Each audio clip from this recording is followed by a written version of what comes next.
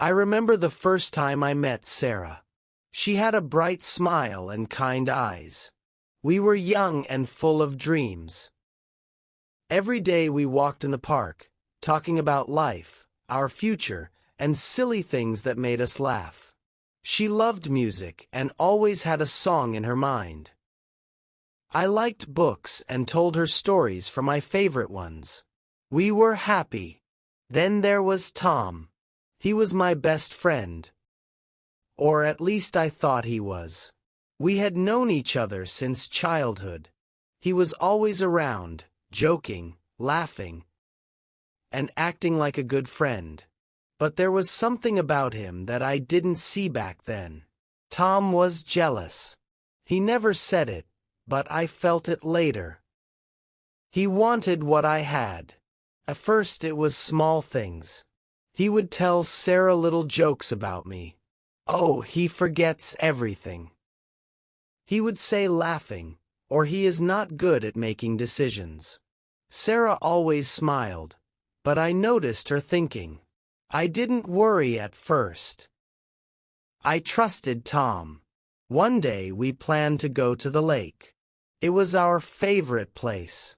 But when I arrived, Sarah was not there. Instead, Tom was waiting for me. He looked serious. "Sarah is upset with you," he said. My heart sank. "Why?" I asked. He shrugged. "She said you don't listen to her." I was confused. I always listened. We talked every day. I tried to call Sarah, but she didn't answer. The next day she was different. She was quiet, not smiling as much. When I asked what was wrong, she only said nothing, but I knew something had changed. And I didn't know why. Days passed, and Sarah became more distant. She stopped laughing at my jokes. She answered my messages late. When we met, she looked at her phone more than at me. I felt something slipping away, but I didn't understand what was happening. Then one evening, Tom sent me a message. "Sarah thinks you don't care about her feelings," he wrote. I stared at the words, confused. How could she think that? I cared more than anything, but doubt started to grow in my mind. Maybe I did something wrong. Maybe Tom was right. Sarah and I still spent time together, but it was not the same. She smiled less and spoke less. When I asked if something was wrong, she shook her head, but I could feel the distance growing. It was like a wall between us, and I didn't know how to break it. Tom was always there, always watching. He still joked and laughed, but I started to feel something strange. Every time Sarah looked sad, he was the one who talked to her first. Every time I wanted to fix things, he told me to wait. "Give her space," he said. "She needs time." One afternoon, I saw them together. They were sitting on a bench in the park, talking in low voices. Sarah looked upset, and Tom looked serious. I wanted to go to her, but something stopped me. I told myself it was nothing. Tom was my friend. He was only trying to help. That night, Sarah sent me a message. "I think we should take a break," she wrote. My heart dropped. I read the words again and again, hoping I was wrong. But the words did not change. I wanted to ask why, but my hands felt heavy. I didn't know what to say. I sat in my room for hours, thinking, what had I done? I tried to remember if I had said something wrong, if I had hurt her without knowing. But nothing made sense. We were happy before. What changed? The next day, I saw Tom. He looked at me with sad eyes. "I'm sorry, man," he said. "Sarah just needs something different." His words felt like a knife in my chest. I wanted to believe him, but something inside me whispered that this was not the full story. I tried to talk to Sarah again, but she was distant. She answered my messages with short replies. When I saw her, she looked away. It felt like she was slipping through my fingers, and I didn't know how to hold on. Days passed, and I felt lost. I walked alone, thinking about everything. I wanted to believe that this was just a mistake, that we could fix things. But deep inside, a small voice told me that someone had already decided for us. I spent days trying to understand what went wrong. Every memory with Sarah played in my mind like an old movie. The long walks, the quiet talks, the way she used to laugh at my silly jokes. It felt like another life, a life that was slipping away from me. I wanted to reach out, to ask her what had changed, but every time I picked up my phone, I hesitated. What if she didn't want to talk? What if I made things worse? Tom stayed close, always ready with a comforting word. "Give it time," he said, patting my shoulder. "If it's meant to be, she'll come back." His words sounded kind, but something in his eyes felt different. It was like he knew something I didn't. I wanted to trust him, but a small voice in my head told me to be careful. One evening, I finally gathered the courage to call Sarah. The phone rang for a long time before she answered. Her voice was quiet, almost tired. "Hey," she said. I took a deep breath. "Sarah, can we talk? I just want to understand." There was silence. Then she sighed. "I don't know, it's just, things don't feel the same anymore." Her words hit me like a wave. I wanted to ask why, to tell her that we could fix things, but she sounded so far away, like she had already made up her mind. The next day, I saw them together again. Tom and Sarah. They were sitting close, whispering. I stood there, frozen, watching as she smiled at something he said. It was a small smile, nothing special, but it felt like a punch to my stomach. My best friend and the girl I loved, sitting together like I never existed. I wanted to believe it was just a coincidence that Tom was only being a good friend. But doubt was growing inside me, and I couldn't ignore it anymore. I walked away, my head spinning. Was I imagining things? Was I overthinking? Maybe Tom was right. Maybe Sarah just needed space. But why did it feel like he was always there? Always in the middle of everything. And why did she trust him more than she trusted me? That night, I couldn't sleep. Every time I closed my eyes, I saw them together. I remembered the little things. How Tom always joked about me in front of Sarah. How he always knew what she was thinking. How he was the first to tell me that she was unhappy. And suddenly, it all made sense. Tom wasn't just my friend. He was the reason Sarah had changed. He was the reason she had doubts. And worst of all, I had let it happen right in front of me. I felt like a fool. All this time, I had trusted Tom. I had believed he was my friend, that he wanted the best for me. But now I could see it clearly. He had been slowly turning Sarah against me. He had been planting doubts, making her question everything. And I had done nothing to stop it. I had let him stay close. Let him whisper in her ear. Let him take what was mine. I wanted to confront him. To ask him why. But what would he say? Would he lie? Would he smile and pretend he was innocent? A part of me wanted proof. Something solid that I could show Sarah. But deep down, I knew that proof didn't matter.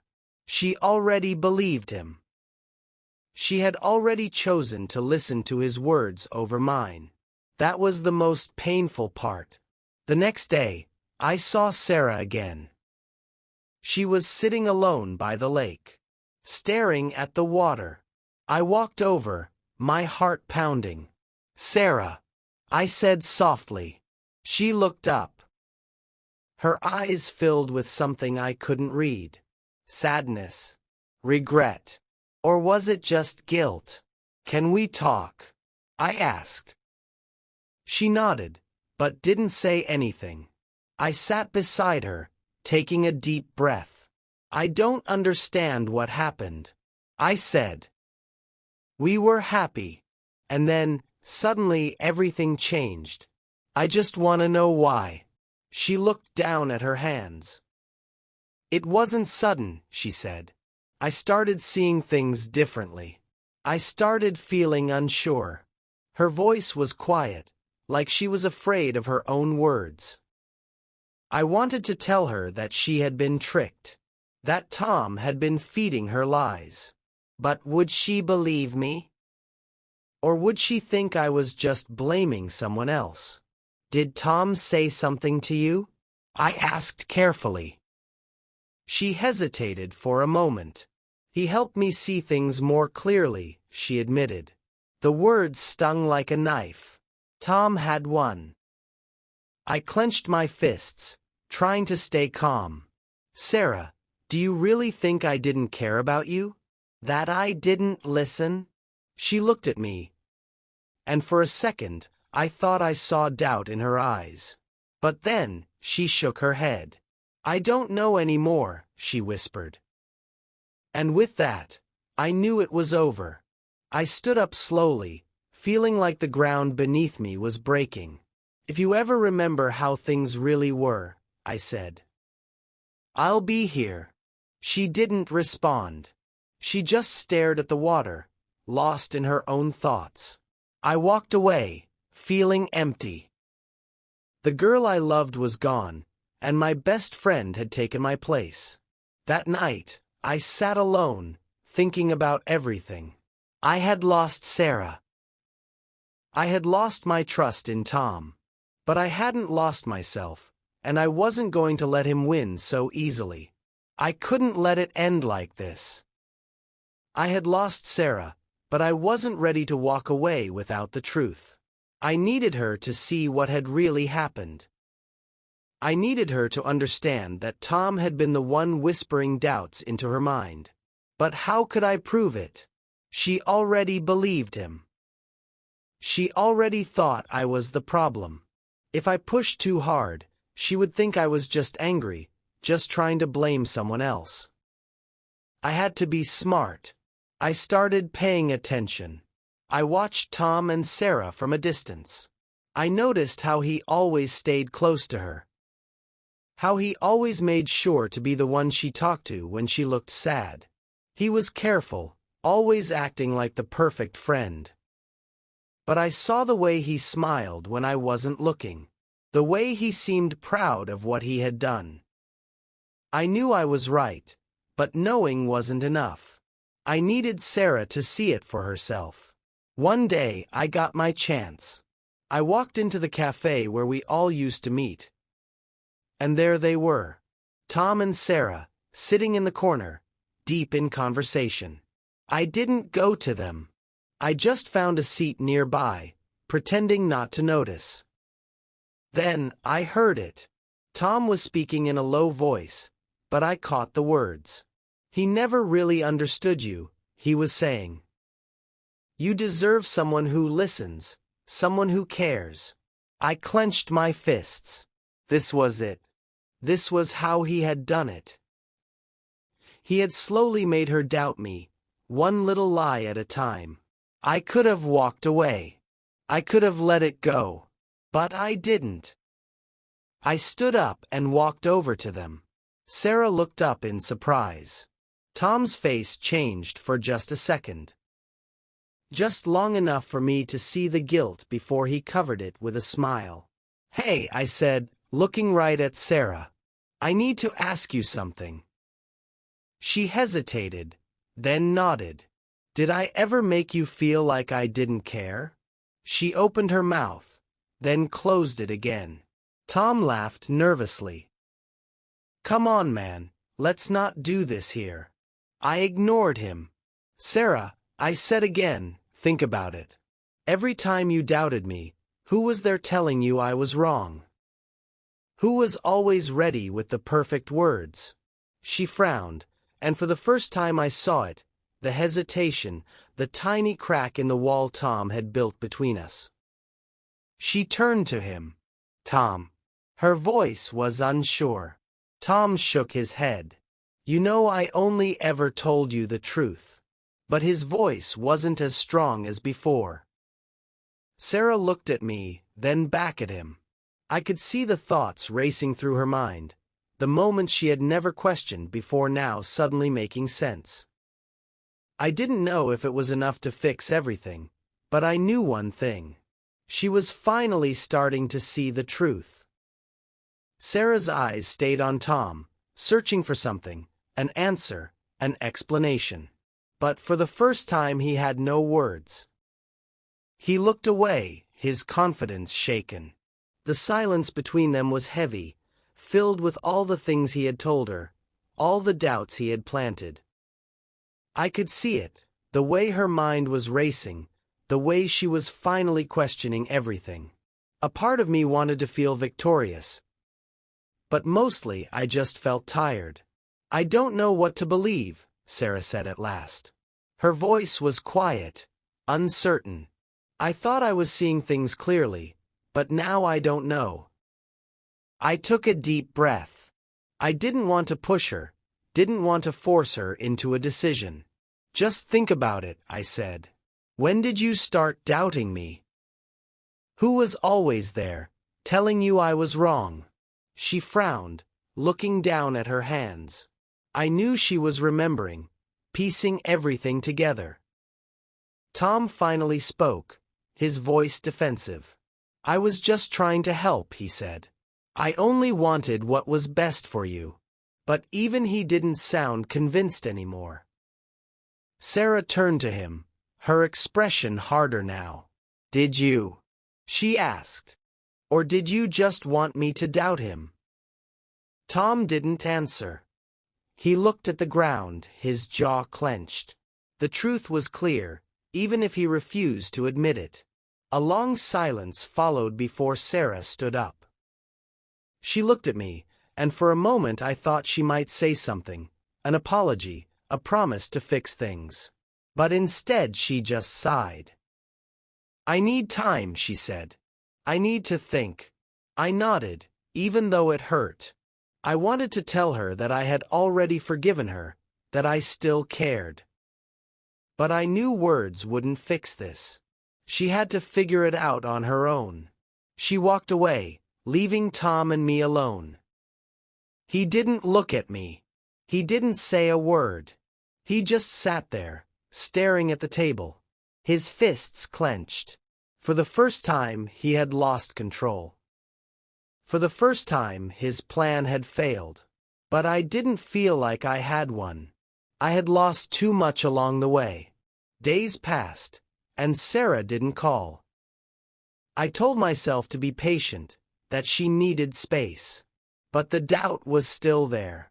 What if I had lost her forever? What if Tom's words had done too much damage? I didn't know what the future held, but I knew one thing for sure. I had learned a lesson I would never forget. Some friends are not friends at all. And sometimes, the people closest to you are the ones who hurt you the most. I hope this session was helpful. Please like and subscribe to our channel for more such interesting stories. Take care, everyone.